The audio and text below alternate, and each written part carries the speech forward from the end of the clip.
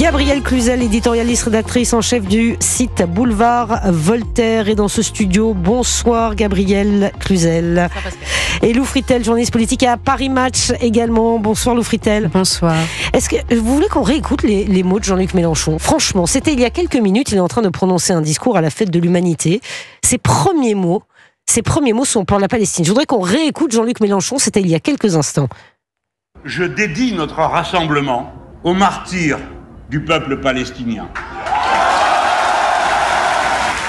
Un an bientôt, et les puissants ont laissé faire un génocide ininterrompu. Ils ont oublié la leçon. Ils ont oublié Guernica parce qu'ils le font eux-mêmes actuellement.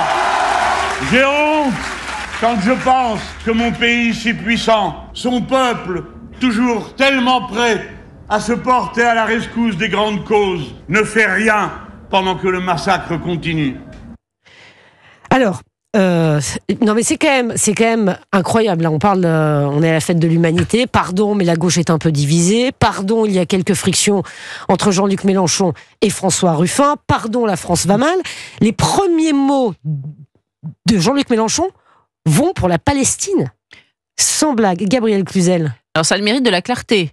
Et d'une certaine façon, cela confirme, il vient apporter de l'eau au moulin de François Ruffin qui expliquait le virage pris par Jean-Luc Mélenchon, c'est-à-dire que le prolétariat historique ne l'intéresse plus, il a changé de cible. Aujourd'hui, c'est un prolétariat de substitution qui vient des populations immigrées, et c'est celui-là auquel il essaie de faire les yeux doux. Donc évidemment, le mot Palestine est un mot-clé, sinon pourquoi aurait-il dit cela en premier ? C'est évidemment pas les ouvriers d'Hénin-Beaumont qui sont intéressés au premier chef par la Palestine, eux qui ont du mal à boucler leur fin de mois. Donc de fait, le signal est très fort. Mais enfin, le ton était donné. Il y avait une invitation d'Ouria Boutelja, de Rima Hassan sur une conférence Israël-Palestine avec cette interrogation de la colonisation au génocide, point d'interrogation. Le point d'interrogation a été vite balayé.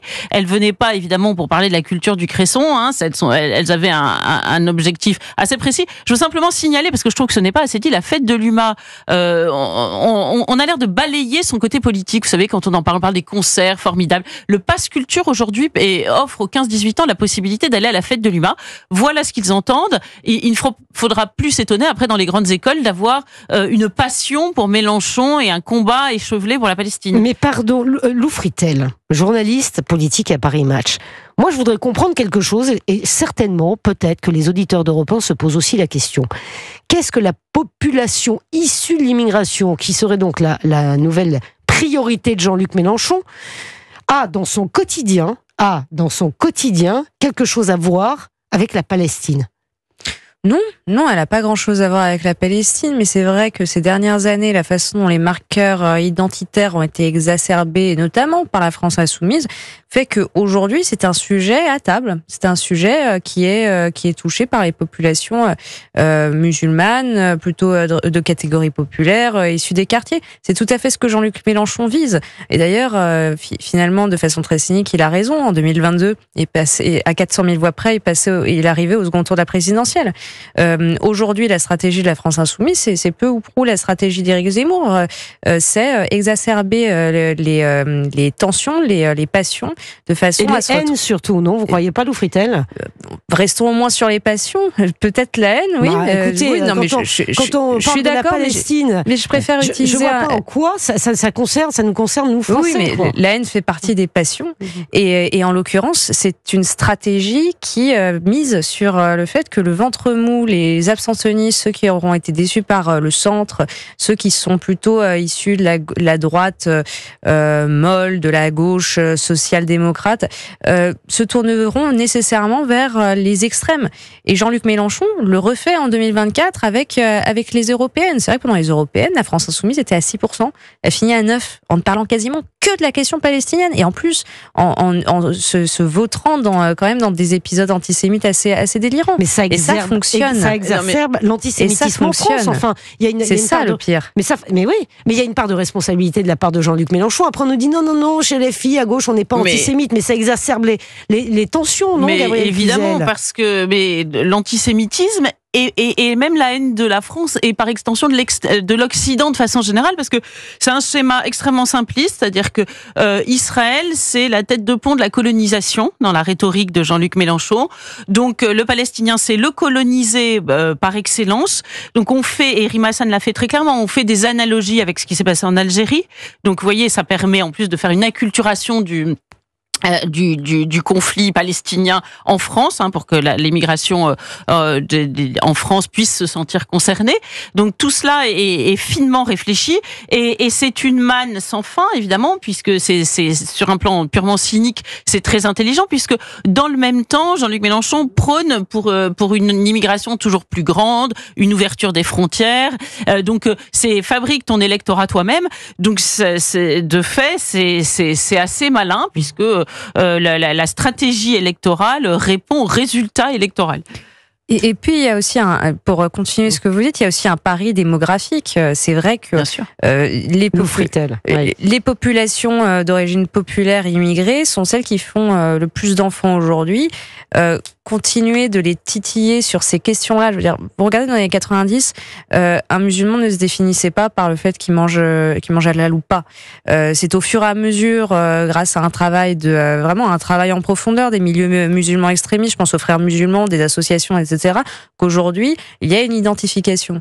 Et alors, maintenant que le nouvel électorat, les jeunes, deviennent beaucoup plus importants dans ces populations-là, Jean-Luc Mélenchon, il mise sur l'avenir. D'autant plus qu'étant à gauche, et vu le programme qu'il prône, il attire. C'est de la stratégie. C'est de la stratégie dangereuse. Mais intelligente. Dangereuse. Bougrement intelligente, comme on dit dans le dîner de con. Vous voyez, ça, c'est malin comme tout. Ouais, c'est la stratégie de Jean-Luc Mélenchon, à ses risques et périls. Mais en tout cas, ça divise la France et... je comprends, ça c'est surtout à nos risques et périls. Mais c'est à nos risques et périls, Gabriel Cluzel. Vous avez raison. Je voudrais qu'on écoute peut-être les mots de Jean-Luc Mélenchon, puisque son discours continue et on vous le fait partager sur Europe 1. Jean-Luc Mélenchon qui vient de s'exprimer à propos de Michel Barnier. Mais Monsieur Barnier, c'est pas un passant dans la rue, c'est un malin. Il est le chef maintenant de fait du parti qui a perdu, mais c'est lui qui est Premier ministre. Et il va remplir le gouvernement de perdants. Et M. Macron n'est plus en état de lui dire non. C'est lui qui choisit le gouvernement. Vous allez voir. Donc, votre pays a voté d'une manière et vous avez un gouvernement qui est exactement à l'inverse. C'est-à-dire exactement ce que vous n'avez pas voulu. Eh bien, ça, c'est une crise politique. Alors, Lou Fritel, vous venez d'entendre les mots de Jean-Luc Mélenchon. Là aussi, il dit qu'Emmanuel Macron n'a plus la main, que c'est à Michel Barnier. Enfin, il nous dresse un portrait de la situation politique qui est peu reluisant. Pour faire court, il dit la gauche a gagné et on donne le pouvoir à la droite. Ce qu'on peut ressentir une partie des électeurs. Quand vous regardez l'hémicycle, personne n'a gagné, personne n'a perdu. On se retrouve vraiment dans quelque chose de très équilibré. Donc de toute façon, ça ne pouvait contenter personne.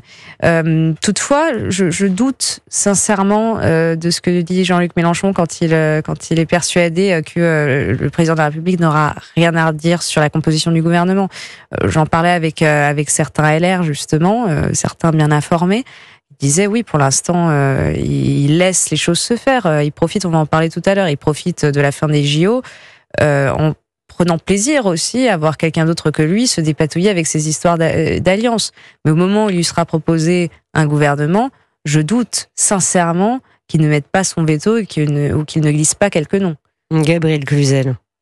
Ce qui est certain, c'est que Jean-Luc Mélenchon tire le fil de l'illégitimité de Michel Barnier, qui serait rentré par effraction. Alors, et de fait, si pour faire une comparaison olympique, quand Manon Aubry, mais je me demande si ce n'était pas votre micro, disait, c'est un peu comme si Léon Marchand était arrivé premier et puis que c'est le dernier qui avait récupéré la médaille. C'est vrai que vu de ce point de vue-là, les Républicains paraissent un peu dans une situation assez étonnante, mais c'est néanmoins pas le nouveau Front populaire qui a gagné. Ça, c'est la petite musique, c'est son espèce de prophétie autoréalisatrice qui s'est racontée à lui-même et qu'il a raconté aux électeurs. On s'est fait voler l'élection. Voilà, on s'est fait voler l'élection, mais ça fonctionne parce que en réalité c'était un patchwork AU et Adia, et puis entre l'alliance avec la gauche puis le nouveau Front républicain qui fait que quand on regarde la portion de la France insoumise, c'est assez congru, mais néanmoins cela fonctionne et c'est vrai que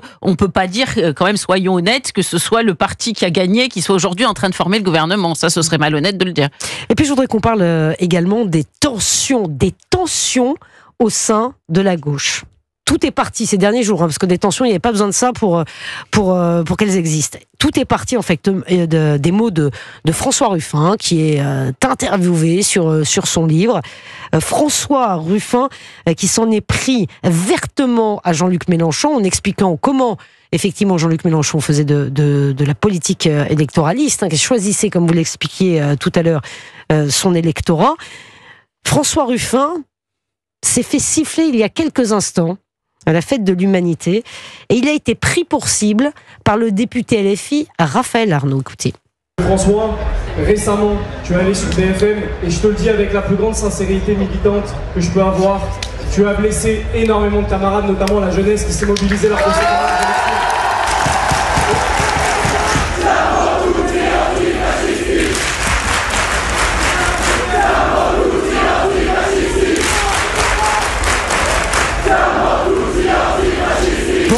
En clair, Raphaël Arnaud traite en substance François Ruffin de fasciste.